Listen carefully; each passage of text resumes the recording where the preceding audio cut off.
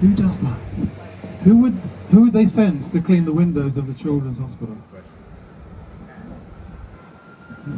Yes, that's not technically true. It's superheroes come to clean the windows, so the kids are all lying in hospital, and suddenly ropes drop down in front of the windows, and who should appear with buckets and sponges? Spider-Man, Superman, Mr. Incredible. Clean the windows. Isn't that great? Lovely idea. So on our left, this is the gardens for Lambeth Palace. There's a palace coming up at the end of the gardens. That's where a very important churchman lives, the Archbishop of Canterbury. Yeah, that's where he lives. Now, he has a very important job, the Archbishop of Canterbury. When we have a new monarch, it's his job to put the crown on the new king or queen.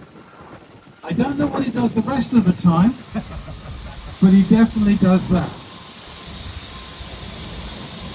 I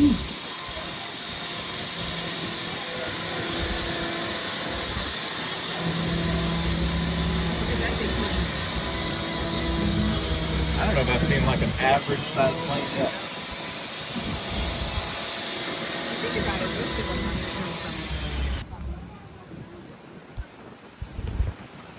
We get another chance to have a look at the River Thames. Would you believe it's the home to 75 different types of fish? 75 different types of fish in there. And out in the Thames estuary by the sea, there are 6 types of shark. Yeah, shark. And I don't know how they can all see each other, because it's a bit murky. The Thames is a very tidal river. In the spring it goes up and down 26 feet twice a day. And when the tide is out, the tide is going out at the moment, you'll see little beaches appear on the side of the river. And sometimes people go down onto those beaches and they dig around in the sand and in the gravel to find treasure. There's treasure down there. Not a lot, but there is some. And those people, there's one there, look. Those people are called mudlarkers. But they've got to be pretty careful because the tide comes in quite quickly. Can anyone see any steps to get back up? There's some steps over there. So yeah, that's a mudlarker down there. Amazing. Yeah, so the river comes in quickly, and when they see the river coming in, they've got to run the steps and run up, back up onto dry land. So what are they looking for? So they're looking for silver buttons, old bottles.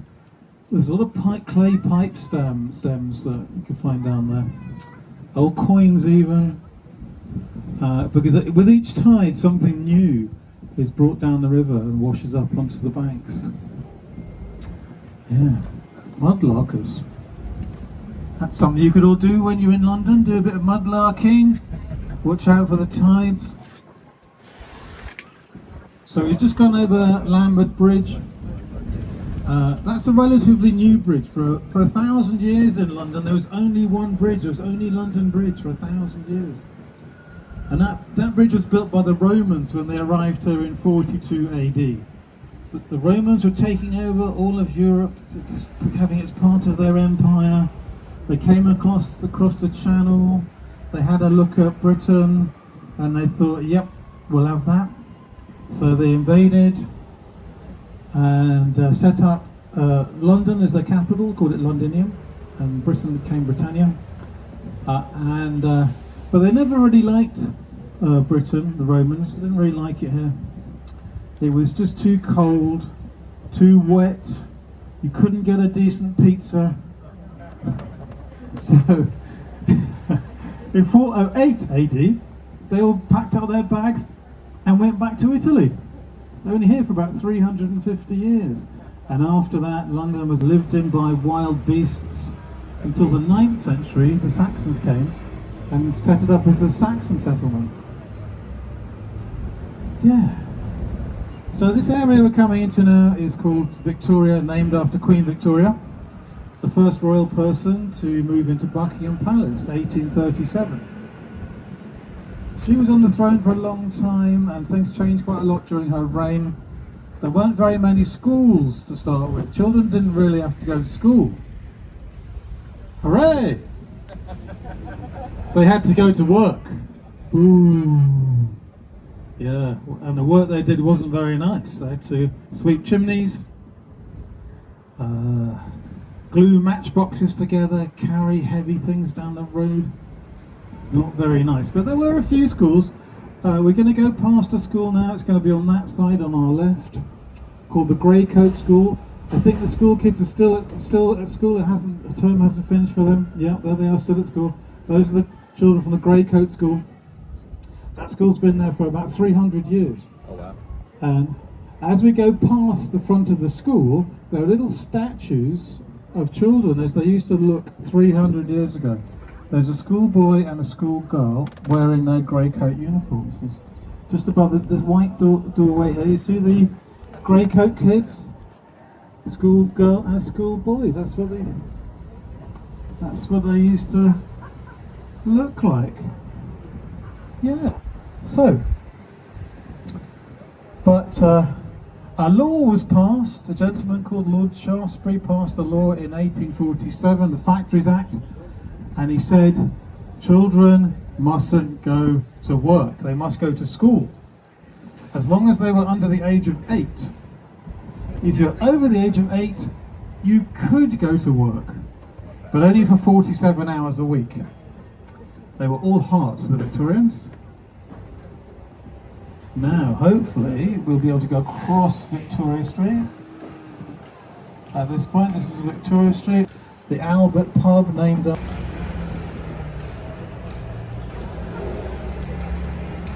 Yeah, that's cool.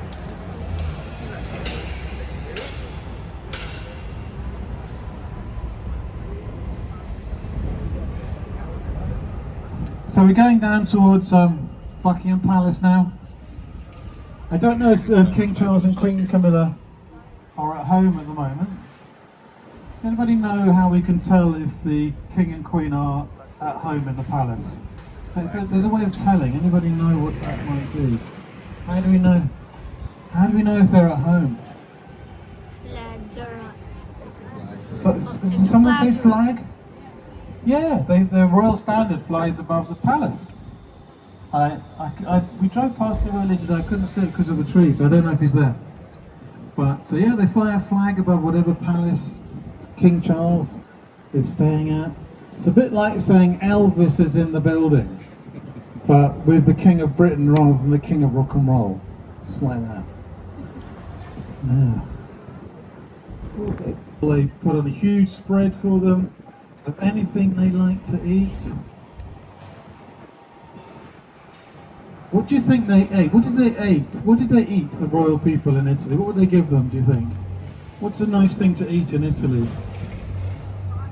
Pasta, yes. And pizza. Yeah.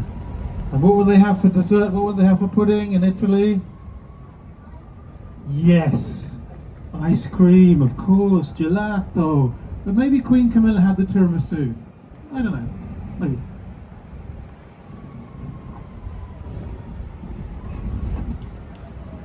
So yeah, we're coming up to the palace now. We're not allowed to drive in front of the palace. On the left, it's the Peruvian embassy. How do we know it's the Peruvian embassy? Because Paddington Bear is in the window, waving at everybody. There he is. That's the embassy for Peru. And Paddington came from Peru, speaking perfect English. And a bear. Now ahead of us is Buckingham Palace, and as we go around the corner, if you look on your right, you'll see a beautiful golden statue. I'm not sure if I've ever seen anything quite so golden. Crowds of people here coming to visit the palace. So yeah, so to our right on this side, this is Buckingham Palace. We're going down the side of Buckingham Palace, and you can't see the royal standard. Maybe the king has popped out for some milk or something. And it's a huge palace, Buckingham Palace. There's 750 rooms in Buckingham Palace. Makes you wonder how they can find King Charles sometimes. In all those rooms, he might be in a room somewhere over at the other end of the palace. People have to wander around looking for him and say, King Charles, we need you for something important. Oh, and these are the Royal Mews on the right. This is where all the rest of the cavalry horses. We saw 2 cavalry horses, didn't we? So there are 250 of them. This is where they live. You can go and visit them and see King Charles's golden carriage if that's